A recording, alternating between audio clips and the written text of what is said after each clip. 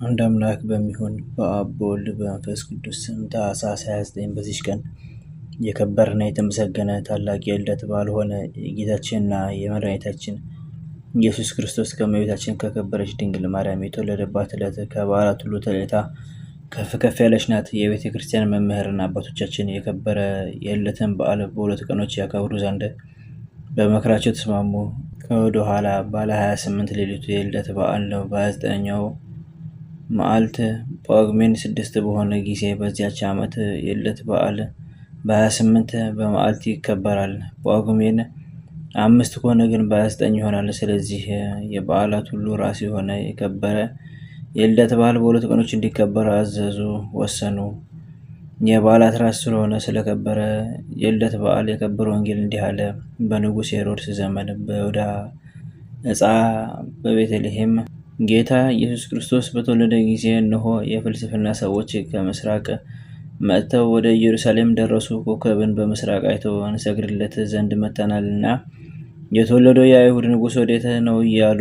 እሊህ ፈላስፎች ከበለዓም ወገን ናቸው። እነርሱም በከዋክብት የሚፈላሰፉ ናቸው። በበለዓም መጽሐፍም የአይሁድ ንጉሥ ሊወለድ እንዳለው ተጽፏል። እርሱ በለዓም ከያዕቆብ ኮከብ ይወጣል ከእስራኤልም ንጉሥ ብሎ ነበርና። ይቅር ባይ እግዚአብሔርም በረቀቀ ጥበቡ ልባም አደረጋቸው፣ በሚያምኑበትም ሳባቸው። እነርሱ ከዋክብትን በመጠባበቅ የሚፈላሰፉ ናቸውና። ይህንንም ኮከብ ገለጠላቸው። ባዩትም ጊዜ ደስ አላቸው። መልኩ ብዙ አይነት ልውጥ ነውና ሕፃን የታቀፈች ድንግል ብላቴናን ይመስላል። እርሱም በቀን ይጓዛል፣ በሌሊትም ይሰውራል። ከሰውም ሲገናኙ ይሰውርና ሲቆሙ በሌላ አንጻር ይገለጥላቸዋል። እነርሱም ወደ ኢየሩሳሌም ሲደርሱ ያ ኮከብ ተሰወራቸው፣ እጅግም አዘኑ። የሚያደርጉትንም አላወቁም። ከዚህ በኋላ ወደ ኢየሩሳሌም ከተማ ገብተው ስለተወለደው ንጉሥ ጠየቁ።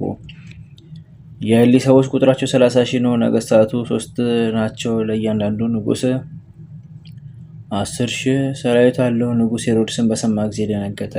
ኢየሩሳሌምም በመላው ከእርሱ ጋር ደነገጠች። ካህናት አለቆችና ሕዝቡን ጸሐፊዎችን ሁሉ ሰብስቦ ክርስቶስ ቤት ይወለዳል ብሎ ጠየቃቸው። በይሁዳ ዕፃ በቤተልሔም ነው አሉት። በነቢይ እንዲህ ተብሎ ተጽፏልና የኤፍራታ ዕፃ ቤተልሔም አንቺም ከይሁዳ ነገሥታት አታንሺም፣ ወገኖቼ እስራኤል የሚጠብቃቸው ከአንቺ ይወለዳልና። ከዚህ በኋላ ሄሮድስ ሰብአ ሰገልን በጭለታ ጠርቶ ኮከብ የታየበትን ዘመን ከነሱ ተረዳ። ሄዳችሁ የዚያን ሕፃን ነገር አርግጡልን፣ መምህሩን ያገኛችሁም እንደሆነ እኔም መጥቼ ሰግድለት ዘንድ በእኔ በኩል ተመልሳችሁ ንገሩኝ ብሎ ወደ ቤተልሔም ሰደዳቸው። የነገራቸውንም ሰምተው ከንጉሥ ሄዱ። እነሆ በምስራቅ ያዩት ኮከብ ወደ ቤተልሔም እስከሚያደርሳቸው ይመራቸው ነበር። ሕፃኑ ካለበት ዋሻም ላይ ደርሶ ቆመ። ኮከቡንም ባዩ ጊዜ እጅግ ደስ አላቸው። ወደ ቤትም በገቡ ጊዜ ሕፃኑን ከእናቱ ከድንግል ማርያም ጋር አገኙት። ወድቀውም ሰገዱለት። ሳጥናቸውንም ከፍተው ወርቅ፣ ከርቤ፣ ዕጣን፣ እጅ መንሻ አቀረቡለት። በእግዚአብሔር ፈቃድ ዮሴፍ፣ እመቤታችን ቅድስት ድንግል ማርያም፣ ሕፃኑ ጌታ ኢየሱስም በዚያ ዕለት ወደ ቤተልሔም መጡ። ስለዚህም ሰብአ ሰገል አገኟቸው። የክብር ባለቤት ጌታችን ኢየሱስ ክርስቶስ ያለ ናዝሬት በሌላ ቦታ አላደገምና ከተወለደም ዕድሜው 2 ዓመት ሆኖት ነበረ። አምላክ ነውና ስለ መንግስቱ ወርቅን ገበሩለት፣ ክህነትም ገንዘቡ ነውና ዕጣንን ገበሩለት። ማህያዊ ለሆነ ሞቶ ምልክትን ከርቤን ገበሩለት። ወደ ሄሮድስም እንዳይመለሱ በሕልም ነገራቸው። በሌላ መንገድም ወደ ሀገራቸው ተመልሰው ገቡ። አምላክ በስጋ ስለመገለጡ አዋጅ ነጋሪዎች ሰባኪዎች ሆኑ።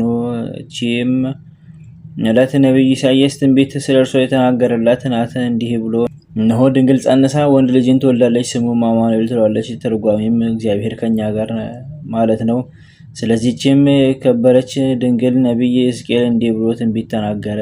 እግዚአብሔር አለኝ፣ ይህች በር ተዘግታ ትኖራለች፣ አትከፈትም፣ የሚገባባትም የለም። የእስራኤል ፈጣሪ እግዚአብሔር እንደተዘጋች ይገባባታል፣ ተዘግታም ትኑር አለ። ነቢዩ ዳንኤልም አለ፣ ሌሊት በራእይ አየሁ፣ እነሆ ታላቁ እንደ ሰው ልጅ በሰማይ ደመና መጣ፣ ዘመኑም ወደሚያስረጅ ደረሰ። ከፊቱም አቀረቡት፣ የዘላለም አገዛዝ ጌትነት መንግስት ተሰጠው። ህዝቡና አሕዛብ ሁሉ መንደረው የሚኖሩትና ነገዱም ነገስታቱም ሁሉ ይገዙለታል። አገዛዙም የዘላለም አገዛዝ ነው። መንግስቱም የማያልፍ የማይጠፋ ነው። ዳግመኛም ኢሳይያስ እግዚአብሔር እንደኔ ስጋ መጋረጃ በመጋረድ ተገለጸልኝ አለ። አሁንም ደግሞ አዲስ ሰማይ አዲስ ምድር ሰራ ዘንድ አለኝ አለ። ሁለተኛም ከእሴይ ስር በትር ትወጣለች፣ ከእርሷም ጽጌ አበባ ይወጣል አለ። ዳግመኛም ሕፃን ተወልዶልናልና ወንድ ልጅም ተሰጥቶናልና፣ ይኸውም ስልጣን በጫንቃው የሆነ ክርስቶስ ነው። ስሙም ድንቅ መካር፣ የዘላለም አባት፣ የሰላም አለቃ ይባላል አለ። ኤርምያስም ስለ እግዚአብሔር እንዲህ አለ። በዚያ ወራት ለዳዊት ብርሃንን አወጣለሁ፣ በምድርም የቀና ፍርድን ያደርጋል። እግዚአብሔርም ያመኑበትን ያድናቸዋል። ኤልሳዕም እንዲህ አለ። እግዚአብሔር ከሰማይ ወርዷል፣ በእስራኤል ልጆች አደባባይም በመመላለስ ለሕዝቡ እውነትን ያስተምራቸዋል። ከአብርሃም ልጅነት ልዩ ከሆኑ ወገኖች በቀር አሕዛብ ሁሉ ይገዙለታል። ናሆም ነቢይ እንዲህ አለ። እግዚአብሔር በእኔ አርአያ ይመጣል፣ ልብሱም እንደ ልብሴ ነው። ነቢዩ ኢዮኤልም እንዲህ ተናገረ። የእግዚአብሔር ዙፋን የሆነች ብላቴና ድንግልን አየው። እርሷም እንደ እሳት ያለባት ነበር። ስለ እርሷም እቺ ማናት ብዬ ኪሩብን ጠየቅኩት። ከአዳም ልጆች የተመረጠች የእግዚአብሔር ዙፋን እቺ ድንግል ናት። በእርሷም የተጎሳቆሉ አሕዛብ ይድናሉ። ላመነባትም ረድኤትና መጠጊያ ናት። ዳዊትም በመዝሙሩ እንዲህ አለ። እግዚአብሔር አንተ ልጄ ነህ፣ ዛሬም በተዋህዶ ወለድሁህ አለኝ። ለምነኝ፣ አሕዛብን ርስት አድርጌ እሰጥሃለሁ፣ ግዛትህን በመላው ዓለም ነው። ዳግመኛም አብ አለ።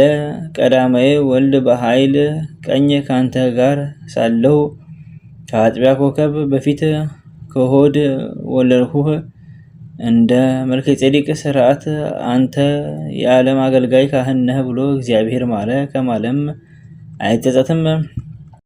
ቤዛ ይስሐቅ በግ ከእቱም ዕፀ ሳቤቅ እንደተገኘ ለእስራኤልም በበረሃ ውስጥ ከእቱም አለት ውሃ እንደፈለቀ የደረቀች የአሮን በትርም እንደለመለመች እንዳፈራችም በሶምሶንም እጅ ውስጥ የአህያ መንጋጋ አጥንት ውሃ እንደፈሰሰ እንዲሁ የጌታችን ልደት በእቱም ድንግልና ሆነ።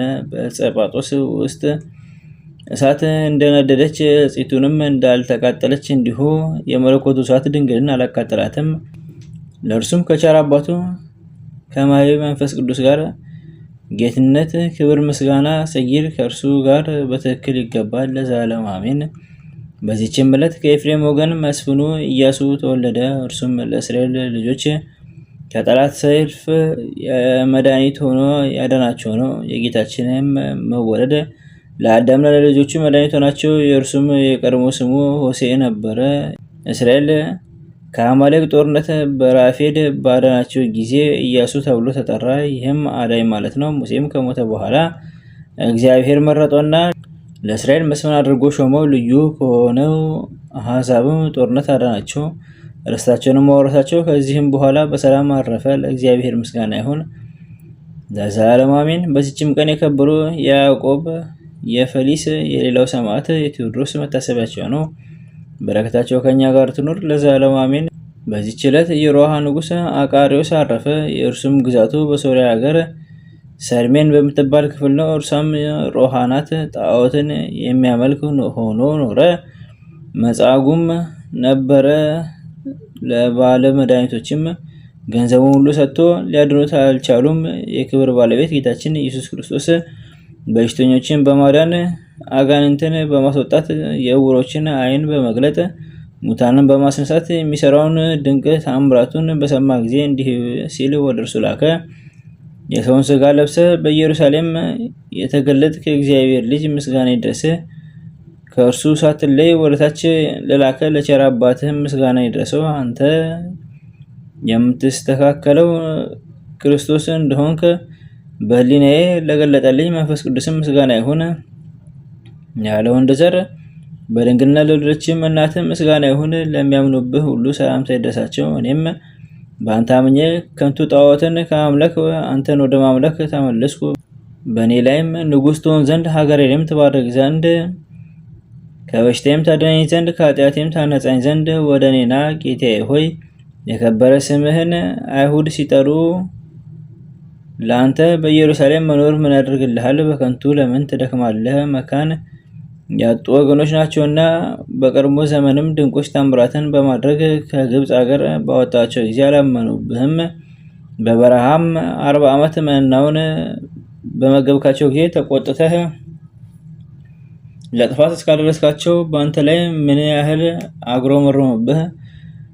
በሚራብና በሚጠማ ምድራዊ ስጋ ሲያዩህ እንዴት ነዋ ሀሳባቸው።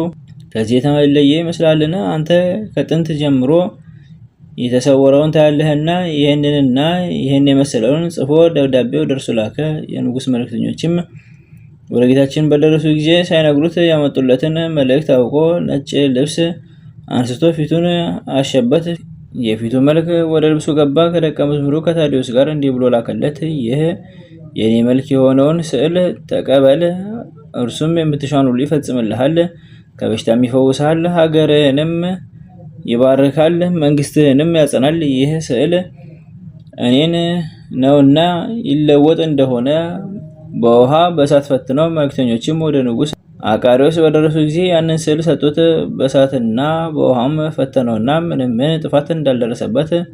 የሮማ ሀገር ሰዎችም ከንጉሳቸው ጋር በጌታችን የመለኮት ስልጣን አመኑ። ይህ ስዕል ቁጥር የሌለው ብዙ ድንቅ ታምራትን አደረገ።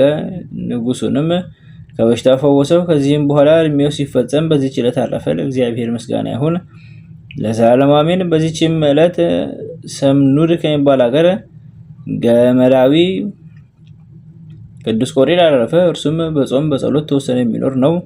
እግዚአብሔርም የተሰወረ ምስጢራትን ማወቅን ሰጠው። የሚገለገልባቸው ከማሳም ተልባ የሚጭንባቸው 3 ገመሎች አሉት። ፈራጉን በሚባል ሀገር ለእመቤታችን ማርያም ቤተክርስቲያን ሊቀ ካህናት የሆነ አንድ ሰው ነበረ። ቤተክርስቲያኒቱም ነገስታትና መኳንንት በየጊዜው የሰጧት ብዙ ገንዘብ አላት። በሊቀ ካህናቱም ዘንድ የዕቃው ሳጥን በስውር ይኖር ነበር። የዚያንም ዕቃ ቁጥር ኤጲስቆጶሱ ያውቃል። ያ ሊቀ ካህናት በእርሱ ስልጣን ስር ነበርና። ከዚህም በኋላ የዕቃው ሳጥን ያለበትን ለልጁ ሳይነግር ያ ሊቀ ካህናት በድንገት ሞተ። ኤጲስቆጶስም የሊቀ ካህናቱን ሞት በሰማ ጊዜ ወደዚያች ሀገር ቤተክርስቲያን መጥቶ ከልጁ ገንዘቧን ፈለገ። ያም ልጅ አባቴ በድንገተኛ ሞት ስለተነጠቀና ስላልነገረኝ ዕቃው ያለበትን አላውቅም አለው። ኤጲስቆጶስም ሰምቶ ተቆጣ፣ ሊያሰቃየውም ፈለገ። ያም ልጅ ኤጲስቆጶስን ዕቃው ያለበትን ቦታ እስከምፈልግ ድረስ ቆየኝ፣ ባላገኙትም ጊዜ የወደድከውን ታደርግብኛለህ ብሎ ለመነው። እርሱም ጊዜ ሰጠው። ወደ ቤቱም በገባ ጊዜ ችግሩን ሁሉ ለሚስቱ ነገራት። እርሷም በእግዚአብሔር ታምነ በአባ መቃርስ ገዳም ወዳሉ አባቶች መነኮሳት ወደ ጎረቤቶቻቸውም ሂድ፣ እነርሱ ይነግሩሃልና አለችው። ወደዚያም ሲደርስ ችግሩን ይፈጽሙለት ዘንድ ለመነኮሳቱ ነገራቸው። የሚነግረውም አቶ ተስፋ ቆረጠ። አንድ ባሕታዊም ጠቀሰውና እንዲህ አለው። ሰምኑድ ወደሚሉት ሀገር ሄደ ስለ ባለገመሉ ቆሪል ጠይቅ፣ በእርሱም ዘንድ እደር፣ እርሱም ይነግርሃል አለው። ወደ ሰምኑድ መንደርም ደርሶ ስለ እርሱ ስለ ቆሪል ጠየቀ። ሰዎችም ነገሩት፣ ያለበትንም አመለከቱት። በሄደም ጊዜ ከመኖር ያገኘው 3 ግመሎቹም ከእርሱ ጋር ነበሩ። አባ ቆሪልም ፍላጎቱን በመንፈስ ቅዱስ አውቆ ወደ ማደሪያ አስገብቶም ምግብን አቀረበለት። አባቴ ሆይ ችግሬን ሳትፈጽምልኝ እኔ አልበላም አለው። ቆሪልም ችግርህ በጊዜው ጊዜ ፈጸማልና አሁን በላ አለው። ከራትም በኋላ በየመኝታቸው ተኙ። የሌሊቱም እኩሌታ ሲሆን ያ ሰው ቆሪልን ከግመሎቹ ጋር ቆሞ አየው። ሲሰግድ ይሰግዳሉ፣ ሲቆም ይቆማሉ። በነጋ ጊዜም ተልባ የጭንባቸው ዘንድ ወደ ማሳ ወሰዳቸው። ያም ሰው ሊራዳው አብሮ ሄደ። ወደ ማሳውም በደረሱ ጊዜ ቆሪል በገመል ላይ መጫን ጀመረ። ያም ሰው ሁለተኛውን ግመል ወስዶ ያለ አቅሙ ሸክሙን አክብዶ ጫነው። ገመሉም መንቀሳቀስን ተሳነው። ሊመታውን ፈልጎ በትር አነሳ። ግመሉም አባቴ ቆሪድ ሆይ በላይ ጉዳት እንዳያደርስ ይህን ሰው አታሰናበተውም? እርሱ ያለ ችሎታ ሸክሞኛልና ብሎ በሰው አንደበት ጮኸ። ቆሪድም መጥቶ ሸክሙን አቀለለለት። ያንንም ሰው ልጄ ሆይ በማይችለው መጠን ለምን አሸከምኸው? አንተ የምታዝነው ልትሸከመው የማትችለውን ሸክም በላይ ስላመጡብህ አይደለምን አለው። ወደ ቤቱም በገቡ ጊዜ ያ ሰው ስለ ችግሩ የዕቃው ቦታ ይገልጥለት ዘንድ አባ ቆሪድ ለመነው። እርሱም ለሌላ እንዳይናገር ካማለው በኋላ ገለጠለት። እንዲህም አለው፣ በዚያች ቤተክርስቲያን በስተ ምስራቅ ታናሽ ዋሻ አለ። ዕቃውን በዚያ አለ። ወደ ቤቱን በተመለሰ ጊዜ ለሚስቱ ነገራት። በአንድነትም ወደዚያ ቦታ ሄዶ ከነገሥታት መዛግብት እንኳ የሚመስለው የሌለ መዝገብን አገኙ። ከዚህም በኋላ ለኤጲስቆጶሱ ነገረው። ኤጲስቆጶስም ይጠብቅ ዘንድ ለእርሱ ሰጠው። ይህም ጻድቅ ሰው ቆሪድ ብዙ ተጋድሎን ከተጋደለ በኋላ በመልካም ሽምግልና አረፈ። ለእግዚአብሔር ምስጋና ይሁን፣ እኛንም በዚህ አባት ጸሎት ይማረን፣ በረከቱም ከኛ ጋር ትኑር ለዘላለሙ አሜን። በዚህችም ቀን የአክሚም ሰማዕታት መታሰቢያቸው ነው። እነርሱም በከበረ የልደት በዓል ቤተክርስቲያን ውስጥ የቁርባን ቅዳሴ አድርገው ተሰብስበው ሳሉ እነሆ የክብር ባለቤት ጌታችን ኢየሱስ ክርስቶስ በመሰዊያው ላይ ስጋውንና ደሙን ለሕዝቡ ሲያቀብሏቸው አዩት። በዚህም ታላቅ ደስታ ውስጥ እያሉ መኮንኑ አርያኖስ መጥቶ ከበባቸው። ወደ ቤተክርስቲያንም ገብቶ ስማቸው በህዋፍና ወይን የሚባሉ ሁለቱ የሀገር አለቆችን ይዞ ራሳቸውን በሰይፍ ቆረጠ። ከዚህ በኋላ ቀሳውስትን፣ ዲያቆናትን፣ ንፍቀ ዲያቆናትን፣ መምህራንን፣ የቤተክርስቲያን ሹማምንትን ገደለ። ደማቸው ከቤተክርስቲያኑ ደጃፍ ወጥቶ 20 ክንድ ያህል እስቲጎርፍ ወንዶችን፣ ሴቶችንና ልጆችን ምንም ሳያስቀር አሳረዳቸው። ኤጲስቆጶሱን አባ ብኑድያኖስን፣ ዲዮስቆሮስን፣ ሰከራቢዮስን ከኤጲስቆጶሱ ጋር ያሉ መነኮሳትንም እነርሱን እንደታሰሩ አርያኖስ ከእርሱ ጋር ወሰዳቸው። እነሆ የዕረፍታቸው መታሰቢያ ጥር 1 ቀን ተጽፏል። ለእግዚአብሔር ምስጋና ይሁን፣ እኛንም በጸሎታቸው ይማረን፣ በረከታቸውም ከኛ ጋር ትኑር ለዘላለሙ አሜን። አንድ አምላክ በሚሆን በአብ በወልድ በመንፈስ ቅዱስ ስም ታኅሳስ 30 በዚች ቀን በአባ መቃርስ ገዳም በአስቄጥስ አበምኔት የሆነ የከበረ አባት አባ ዮሐንስ አረፈ። ዘአቅረብኩ ማኅሌተ ዘኪርየ አእላፈ እምለተጸምዱከ ዘልፈ ለላነብብ ተወከፍ ዘኔቴ መጽሐፈ እንተ ደሰከ እግዚኦ ጸዲቀ መሎት ወገፈ እምላቡ ብሏን ዘተርፈ ነቢያት ቅዱሳን ሐዋርያት ሰባክያን ሰማዕታት ወጻድቃን ደናግል አድኅ ወመነኮሳት ሄራን ባርኩ ጉባኤ ዛቲ መካን እስከ ሬገሊ ቆኑ ሕፃን ለጻፎ በክርታስ ወለዘጻፎን ዘደስ ወለዛምቦ ስተርጎ መሳሊስ ወለሰማ ቃሎ በዝናንፈስ በጸሎተ እሙ ማርያም አረጋዊተ ኩሉ እምባስ ወሬ ማረነ ኢየሱስ ክርስቶስ በቅዱሳኑ ተጠብቀን በረከታቸውም ከኛ ጋር ትኖር። ኦ አምላክነ በከመ ትገብ ወአኮ በከመ መሳነ አቡነ ዘበሰማያት